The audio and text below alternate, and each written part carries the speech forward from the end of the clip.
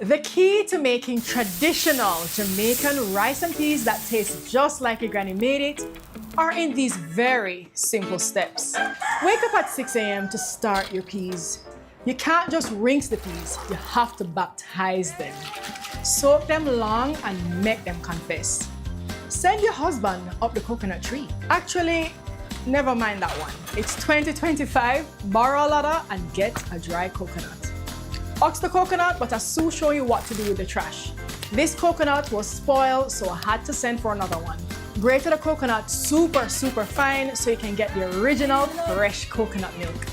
If you're not using your biceps and prayers to extract the milk, it's a big no. The peas soak now, so we're gonna boil it for 2 hours minimum. 3 if you're serious about your salvation. Original rice and peas has to cook on cold stove over real wood. There's just no other way. Add in your peas, coconut milk, salt, garlic, thyme, onion, scallion, and scotch bonnet all from your bush in your backyard.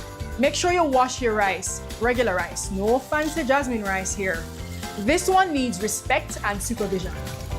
Add the rice to your pot and leave it. No matter look, just let the Holy Spirit handle it. And there you have it.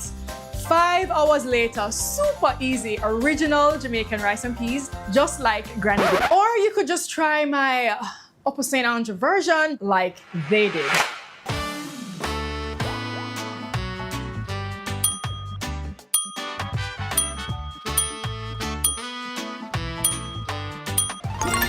Listen, tradition is sweet, but convenience can taste just as nice. Don't get it twisted. Just make sure your food tastes darn good.